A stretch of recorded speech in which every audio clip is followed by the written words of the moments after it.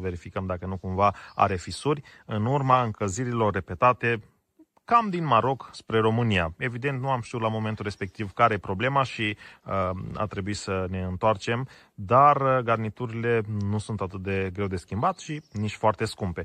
L322-ul am un plan să îi schimb body kit-ul complet și să vin cu unul de facelift.